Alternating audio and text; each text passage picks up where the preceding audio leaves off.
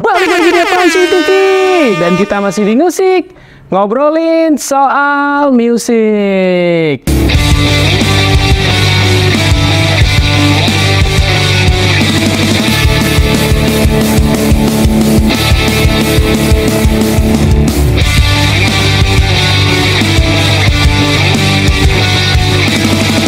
Musik, ngobrolin soal musik. Masih sama gua tentunya, dan yes, gimana kabar kalian hari ini ya? Gua balik lagi akan ngebawain info seputar musik yang pasti lagi happening banget gitu kan ya. Tapi sebelum itu, yang baru bergabung di channel ini jangan lupa selalu dukung channel ini dengan cara lu like, komen, subscribe, jangan lupa di share. Kita majukan sama-sama channel ini untuk kedepannya gitu kan ya. Masih dalam suasana habis lebaran terutama ya, jadi masih banyak banget band-band yang bakal mau datang ke Indonesia gitu kan. Tapi ada info hari ini yang gue bakal bawain itu yang kurang mengenakan gitu kan untuk acara Hammer Sonic besok gitu kan, karena yes, Alesana dia mengumumkan bahwa dia batal tampil di Indonesia di acara Hammer Sonic. Nanti kita akan ngebahas itu. Tapi nggak hanya itu aja. Jadi gue hari ini juga akan ngebawa info menarik dari Tom DeLonge from Blink-182 gitu, band Indolaga, dan juga dari Green Day tentunya gitu kan. Jadi jangan lupa pantengin terus infonya kayak gimana. Semoga aja seru gitu kan. Tapi kali ini gue akan nginfoin tentang Alesana yang batal tampil di Hammer Sonic bulan besok gitu kan.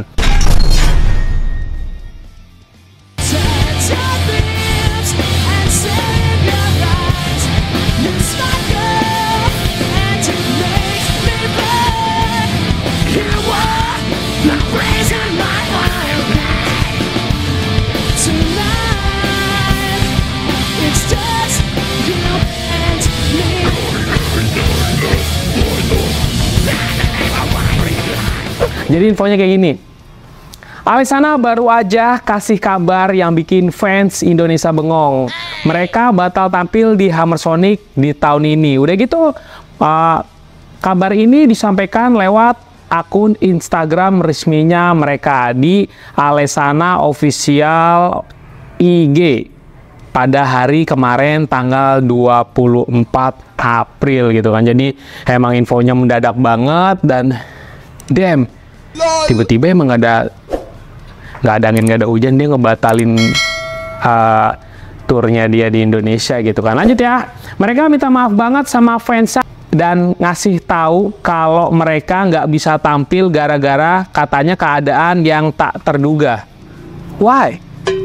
Udah gitu, meskipun alasannya pastinya nggak dijabarin, tapi pasti bikin fans pada sedih karena mereka kangen banget sama performnya Alesana di Indonesia. Udah gitu, tapi ada sedikit kabar baiknya juga nih.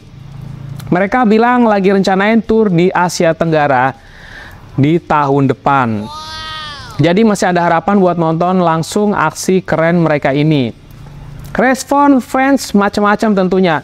Ada yang kecewa banget, ada juga yang lebih pengertian untuk alasan mereka tersebut.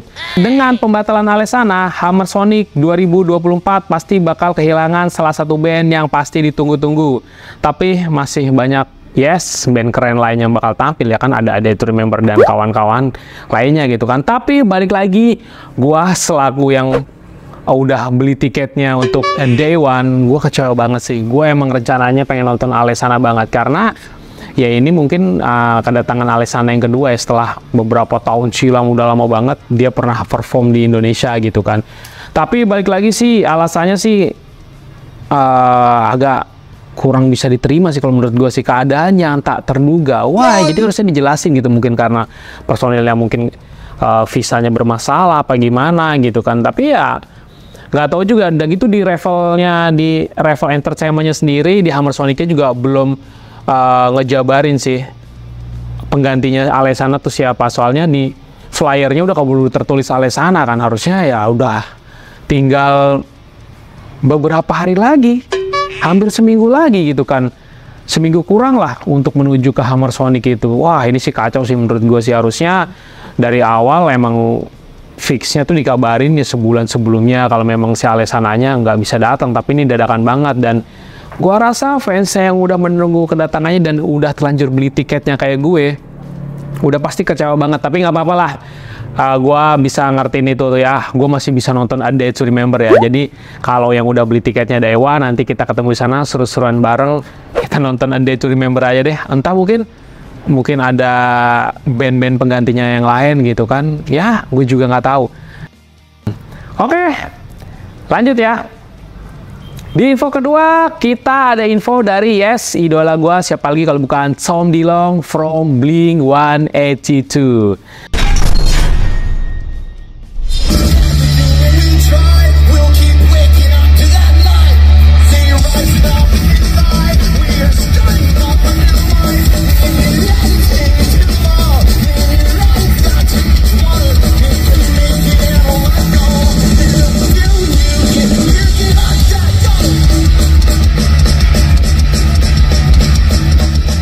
Jadi infonya gini, Tom DeLonge ngaku kalau gigs pertama Blink-182 cuma ditonton 1 orang doang.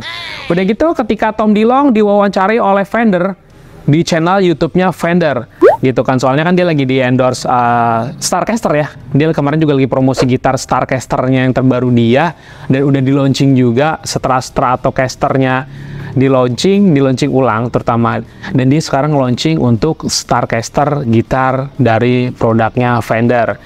Lanjut ya, si Tom sedikit cerita tentang kesan pertamanya manggung bareng Blink tahun 1992 lalu. Udah gitu ketika mereka manggung di sebuah bar di San Diego itu, mereka cuma dikasih waktu 20 menit, kata Tom, manggung di jam 7 malam, di mana jam segitu biasanya bar masih sepi atau malah, baru aja buka.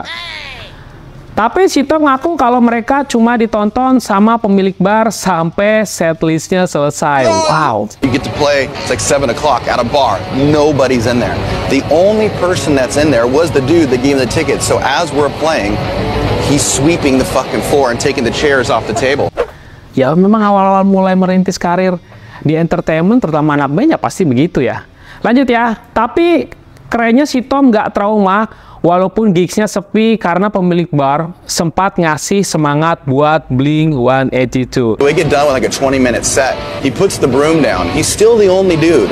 He goes, don't break up. He's, I hear something here. You got to figure it out, but I hear something here. But it was so cool because that one little fucking moment made me feel like someone believed in us. Si Tom juga ngaku kalau bayaran manggungnya itu cuma 50 tiket buat gigs mereka. Jadi kalau mau dapat duit, ya mereka harus jual tiketnya sendiri ya. Kalau di zamannya gue itu kalau acara gig itu disebutnya share tiket ya. Jadi ya bayaran lu bener sih ya dari share tiket itu. Kalau share tiket lu mau banyak ya penghasilan lu juga banyak gitu ya. Gue sih ngalamin lah, intinya semua anak-anak band gigs pasti ngalamin itu semua gitu kan. Lanjut ya.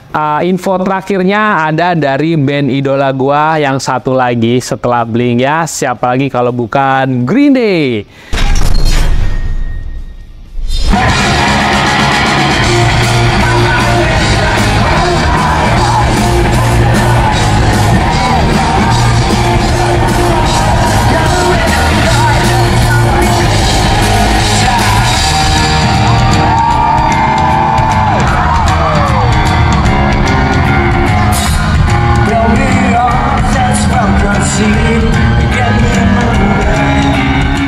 Gitu ya, gue nantikin banget Blink, Green Day bisa perform di Indonesia. Ayo dong, promotor dong, undang mereka gitu kan. Mungkin tahun ini, tahun depan gitu kan. Gue berharap banget sih dua band jagoan gue ini bisa perform di Indonesia gitu kan. Infonya dari Green Day adalah sebagai berikut. Green Day nggak suka sama orang yang pakai TikTok buat nemuin musik baru gitu. Kata mereka mengutip dari Asia One, para personel Green Day baru aja bikin statement kalau mereka nggak suka sama orang yang nemuin musik baru cuma dari algoritma yang direkomendasikan dari TikTok, kata mereka. Udah gitu, menurut mereka pengguna media sosial terlalu bergantung dengan informasi yang mereka dapetin tentang artis atau band baru di media sosial. Padahal itu bisa munculin miskomunikasi. Mereka khawatir kalau nantinya algoritma kayak gitu bisa memicu munculin informasi yang salah secara online, kata Green Day. Lanjut ya, nggak cuma itu aja. Mike Dirnt selaku basis dari Green Day juga bilang kalau sebenarnya media sosial itu bagus banget. Tapi bagus banget aja buat semua orang. Tapi kalau lo nemuin musik baru cuma karena algoritma aja, hal itu bisa buat lo jadi pemalas, kata Mike Dirnt gitu kan. Udah gitu, Billie Joe Armstrong juga bilang dengan semua algoritma yang dimiliki orang-orang, ada begitu banyak informasi yang salah, kata Billie. Bahkan ada juga orang-orang yang mendiagnosis diri mereka sendiri dengan gangguan Asperger di TikTok. Itu nggak masuk akal banget bagi saya, tegasnya Billie Joe Armstrong, gitarisnya and vokalisnya Green Day gitu kan. Udah gitu, feeling gue sih gini ya, mungkin aja personil Green Day bisa bikin statement kayak gitu sih, kata gue alasannya ya karena nggak pengen bikin fansnya jadi males. Kayak nyari informasi tentang lagu atau musik bisa langsung dari platformnya digital atau rilisan fisiknya dari band itu sendiri, jadi nggak usah dari algoritmanya ya TikTok. Mungkin feeling gue sih gitu ya. Jadi kayak kalau dari algoritma itu kan ngacak sih setahu gue di TikTok itu. Jadi ya kalau algoritmanya lu cariin yang musik itu ya itu aja yang keluar, atau enggak lu like satu aja ya kan kayak gitu ya. Lu like satu yang misalnya suka musik popang ya popang aja yang keluar, yang lainnya enggak. Jadi algoritmanya menurut gue sih ngacak ya. Bagus juga sih kayak lu bisa nyari informasi tentang lagunya atau bandnya itu langsung dari platformnya digitalnya bandnya atau dari rilisan fisik albumnya. Jadi ya menghindari hal-hal yang kayak pembajakan. Nah, tapi zaman sekarang sih gue bilang pembajakan ya nggak secara langsung dibajak sih. Otomatis kan lu nge-share sendiri lagu lu dan mereka tuh bisa download, ada yang enggak juga sih. Jadi gue bilang sama menyimpulkan bajakan juga agak susah sekarang itu gitu ya. Mungkin kayak hak cipta klaimnya itu penting sih sekarang, makanya kayak YouTube tuh lebih ketat untuk klaim hak cipta kayak gitu tuh, dan TikTok terutama klaim hak cipta gitu tuh lebih ribet sih menurut gua sih gitu ya. Mungkin infonya sampai segini aja gitu kan, tapi ya gua sih jujur aja sih kecewa banget karena Alesana nggak bisa perform di Indonesia gitu kan. Tapi ya mau gimana lagi, yang udah beli tiket day one jangan kecewa karena masih ada A Day to Remember dan banyak band lainnya. Udah gitu di situ kalau di Indonesianya ada Killing Me Reunion, kita bisa lihat Sansan dan teman-temannya gitu kan. Banyak lah di Dewan gitu. Yang beli 2 tiket langsung ke DT juga keren juga. Hari berikutnya ada Lamb of God dan teman-temannya gitu kan. Tapi gue lebih kecewa lagi kalau Green Day sama Blink nggak bisa perform di Indonesia sih. Setuju nggak sih kalian? Kayak menurut gue ada yang kurang gitu di hidup kalau belum nonton live performnya Blink sama Green Day di depan mata lu gitu kan. Ya mungkin nggak usah kebanyakan juga infonya, mungkin segini aja, nggak usah kepanjangan jadi ntar lu bete gitu kan. Thanks banget yang dari awal sampai akhir nonton gua ngoceh ini nggak di skip. Thanks banget gitu kan, thanks banget yang udah selalu mendukung channel ini gitu kan. Dan balik lagi, jangan lupa selalu dukung channel ini dengan cara yes, lu like, comment, subscribe. Jangan lupa di share, bagikan ke teman-teman lu, ajak teman-teman lu buat ngebangun channel ini bisa lebih berkembang di kemudian hari gitu kan. Thanks for watching and see you next video. Bye bye.